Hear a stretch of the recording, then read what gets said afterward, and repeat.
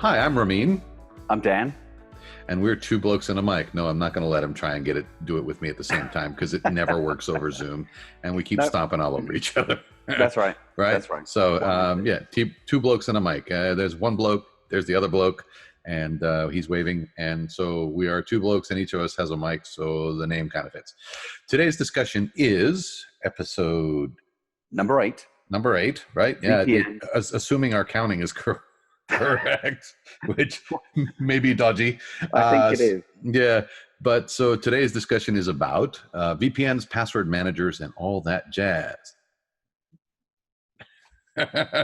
Alrighty then, moving on. Bob Fosse, we are not. So today we're discussing specifically VPNs. Dive into it, brother. Do what you got to do. Do what you got to do. I'm going to dive in. Dive in, right, head first. So, VPNs, password managers, and all that jazz.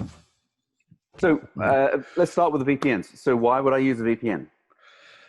I don't know. Why would you? Should we do it like Monty Python? I don't know. Why'd you do it? Why would you use a VPN? No? All right. Lawsuits. Yeah, sorry. Copyrighted material. Emotional disturbance for people. So, all right, VPNs. Why would I use a VPN? Okay, so it basically protects you. That's why. So there's traceability. You may not be able to do anything nefarious. You may not be doing anything nefarious. But basically, when you establish a VPN, there are tracking cookies on your machine that will look at your IP address, therefore your geographical location.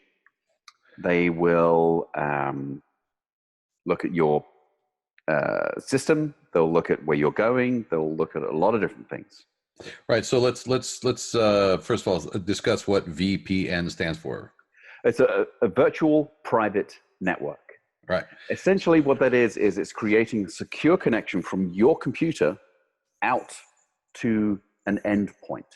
Now for companies, whatever that may be. Yeah. So for traditionally for companies, you would VPN into their company office, and connect to their servers and it's over there. Yeah. Do your thing. Now people are using VPNs for when they go to Starbucks, or when they go to the library, or when they go to a friend's house, or something like that. Right. So why? Why? That's a good question. So it's security, really. When you connect to a Starbucks, when you connect to the library, when you connect to any network that you have no control over. Things that say free Marriott or free airport. Yeah. Exactly. You have no idea what's sitting on that network. You have no idea about who else is on that network. Right. What are they doing? Are they looking at are they trying to crack your system, get into your network? Are they sniffing traffic? You have no idea. So when you connect to a free Wi-Fi, you need to make sure that there isn't anything in that network that is doing something nefarious. Okay. Right. So, and I think the important thing to sort of point out here is that there are VPNs and then there are VPNs. So there's VPN like you would use for, hey, look, I need to be working from home, so I need to get to the shared drives on my server back at the office. That's one kind of VPN. Then there's VPN kind of as a service. That is the other thing that you and I are actually talking about as well today, which is you basically sign up with a third-party VPN provider who then gives you the ability of using their account to connect via over an encrypted connection to wherever you would like. And that's an important distinction. Correct. It does things like some of the benefits, if you will, are things like, let's say you live in America, but you want to watch all the TV programs from BBC in England, or all of the movies, all the various online movies from Madrid, because you like it, and they're encrypted. They're encoded in PAL. This is NTSC, and because your connection normally would come from here, it would disallow your connection. Right. But if you use a VPN service that connects to their endpoint in Madrid, it looks like you live in Madrid, so you can watch the movies you want. So this is a pretty cool thing. Yeah, it's pretty cool. To their VPN service, and you essentially pop up in London, or London, Madrid, Barcelona, wherever. You can choose this. You can choose this. Yeah, I'm getting hungry now. Go ahead.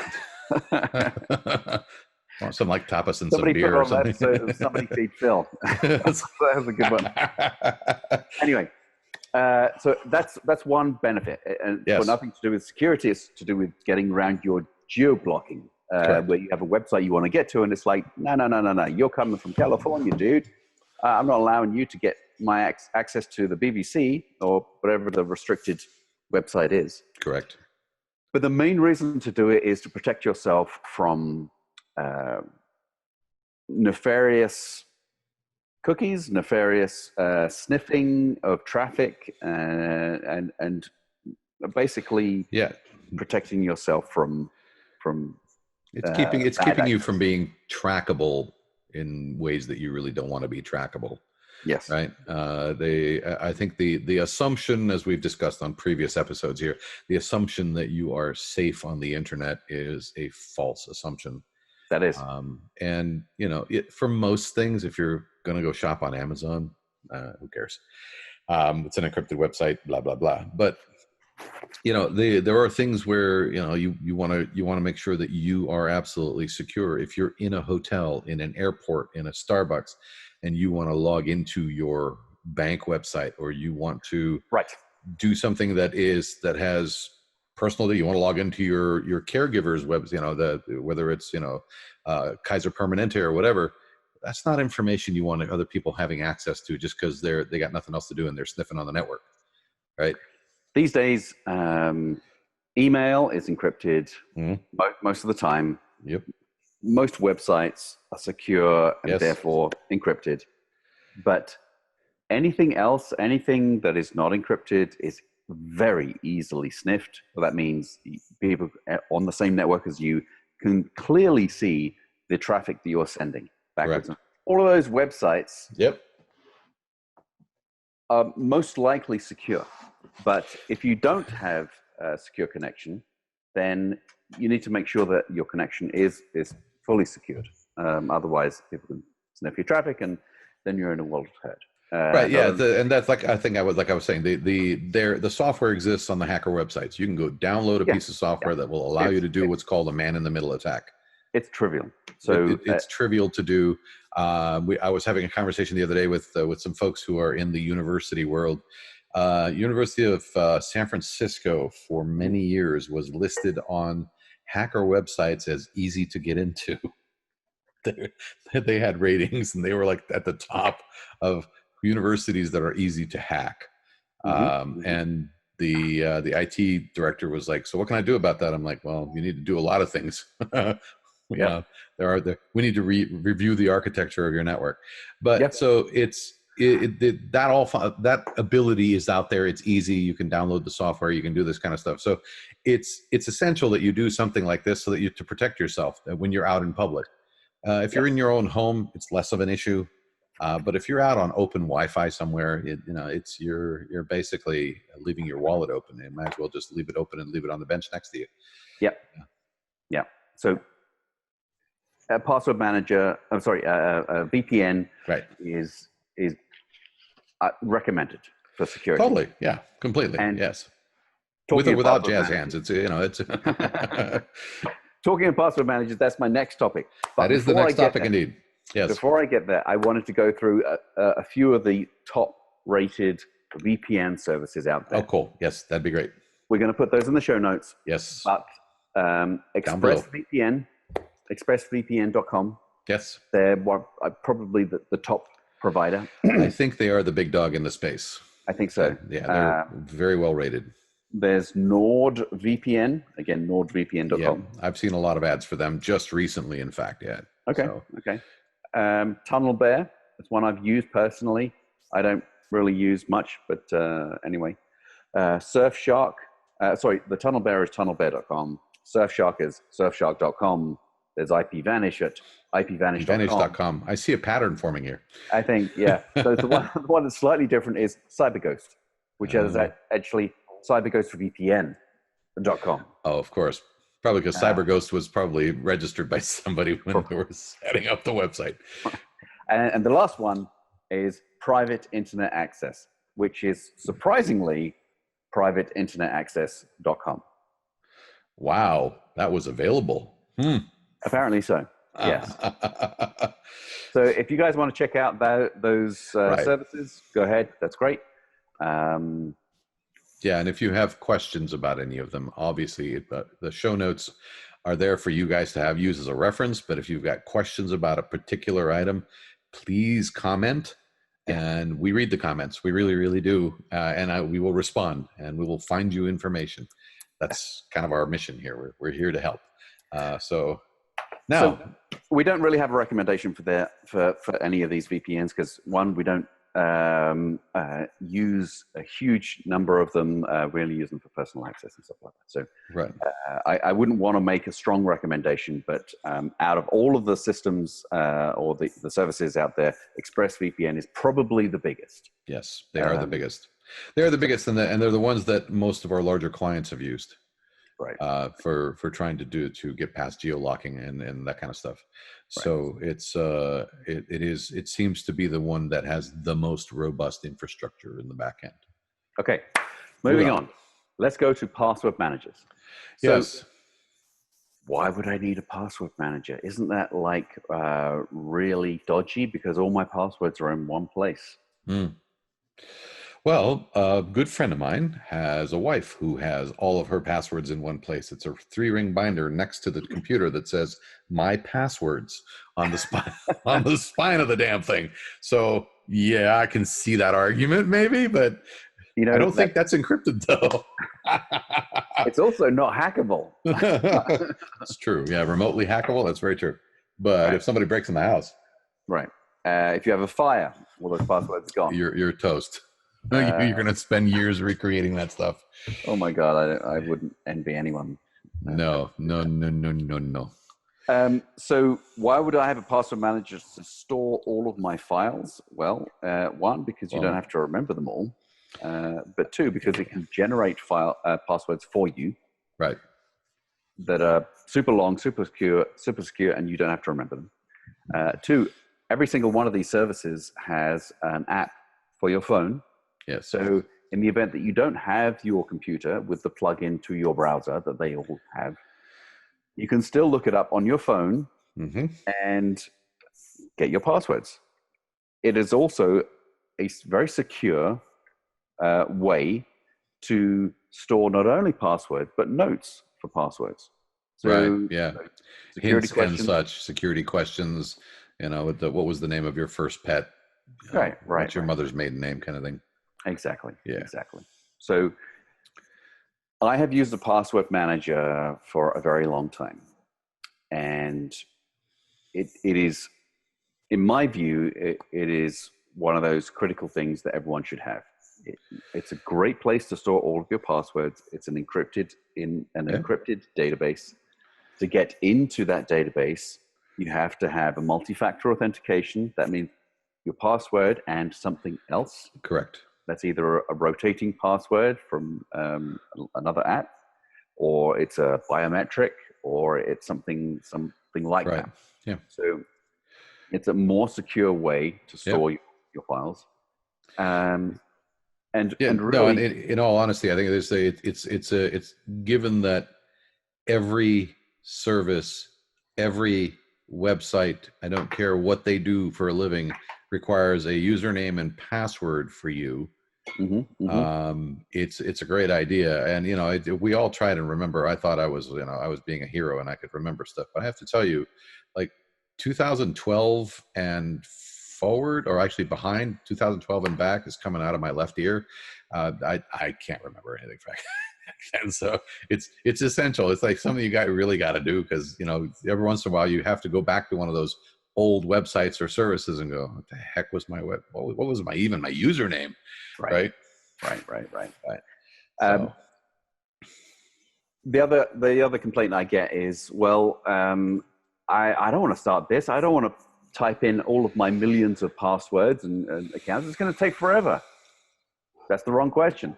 the answer to that wrong question is essentially that you add the plugin to your browser, and over time, you end up with the full list. When you log into that website, that plugin will pop up and say, "Hey, do you want to store that password in your secure location?" And you say, "Yes, thank you. Thank you very much." So over a year, maybe more than that, I don't know. It will store all of your passwords in a very secure location and sync to your mobile device. So like Dan says, you go on a trip, you're not gonna take your desktop from the house with you. Right. You may take your laptop with you, but if you don't have one, you have a mobile phone, right, and you go to the business center in the local Marriott, and you want to get into your bank or some important website, and you're like, "What's my password?" And it's on your phone. Bingo, right? You take your phone everywhere. You take your phone to the restroom.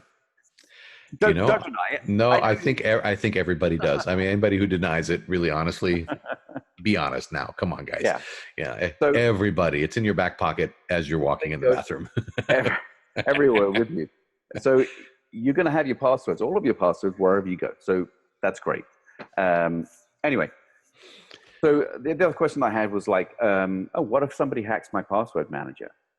Well, you are right that if somebody were to get into that password manager, get past all of their security, get into their encrypted database, extract that encrypted data without anyone knowing and cutting them off, and then decrypting it.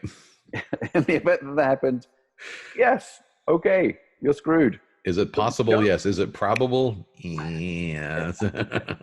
This is their business. Security is their business. They are looking at their systems 24/7, 365. You've got teams of people monitoring traffic, looking at anything that's unusual. And no system is 100% protected. No, anybody who claims they are is lying. Yeah. But you have to, at some point, apply some degree of logic and manage your risks, right? Yeah. This is more about managing risks than anything else. What's the likelihood that you as an individual is going to get hacked by the Russian cartels? Not high. Right. But, if you make it easy, if you leave the back door open, somebody can walk in. Yep. Right? And you could make the argument that, hey, look, my 3-ring binder is 100% hack proof. That's true. Until the house gets broken into. Right. Yes, in the event that somebody breaks into your house and steals your 3-ring binder, then you have a problem. Or yes, you do, and then you have to remember what was in the 3-ring binder so that you can then run around and call people and change passwords and turn services off and blah, blah, blah, blah, blah. And you never mind the fact that your identity could get then compromised as well. So it's an easy fix. What if you lose that binder? What if you have a fire and it's destroyed? What if? Yeah, it's again going to take you probably the better part of a year to reassemble all that data. Right. Whereas if there is a fire, God forbid, in your home and everybody gets out safe, it's on your mobile phone. You can continue with life. It's not pleasant, but that's at least one less thing on your mind, right, as you're trying to rebuild your life. So before we go too long, we never do that. There's one thing that I want you to take away from the password manager thing. Yeah. That is, many of them are free. That's true, actually. Yes, many of them are free for home use. Yeah, for an individual for home use, it's free. So I don't see that there is any reason not to use one. Correct. And then we'll put the links to some of them down below as well, right, along with the VPN stuff, just so you guys have a reference. And again, if you have questions, you know where to comment. Yes. We're here for you. That's our whole reason for existing, is to answer the kinds of questions that we know you're going to have. Please be safe. Please keep your data safe. Educate yourself. Yep. If you're getting an email or you're getting a phone call from somebody wanting to get into your system, wanting to threaten you, reach out to a professional, reach out to the FBI, reach out to somebody, verify that. Don't pay those ransoms. Don't fall into that trap. Just ask and in somebody. fact, we are here. Yeah, we're here. Reach out. Yeah. Yeah. Comment. Reach out to us. The majority of them are just they're just crap. They're phishing. That's where the term comes from. They're hoping to land one. And it's the people like the IRS, the FBI, government agencies will not call you. No. And tell you owe them money. They're just not gonna. They're gonna send you a certified letter. Yep. And they're not allowed, in fact, to call you. Unless you've given them specific permission to call you about a particular subject matter. All right. Banks will never call you and ask you for your password. That's just not going to happen. Yeah. So again, be safe. Don't assume that the people on the phone are real. Verify. Yeah, Make sure that they. If you get a call from your bank, say, "Thanks very much for the call. I appreciate that you've reached out to me. Let me give you a call back on your main number. Tell me your name, your extension. Yep. I'll call you back, and we'll reconnect. We can have this conversation. Yeah. Yeah. Otherwise, I'm not giving you my social security number. I'm not giving you my account number or whatever. Yeah. Just be careful, be cautious, and just remember that there's a ton of bad actors out there. Yeah. Yeah, that's a Cat Stevens, right? Song. There's a lot of bad out there, to paraphrase Cat Stevens. So anyway, on that note, I think we're done beating this thing to death. So again, another subject matter beaten into the ground by two blokes and a mic, brought to you by. So today's episode was, again, VPNs, password managers, and all that jazz. Anyway. Thank you for watching. As always, we are deeply appreciative of your kindness and support. Please subscribe, please share, and let us know if we can help in another way, or if you have something you want us to talk about. That's it. Have yourself a great day. Suggestions, always welcome. Thank you very much. Thank you very much. Good night, guys. Bye.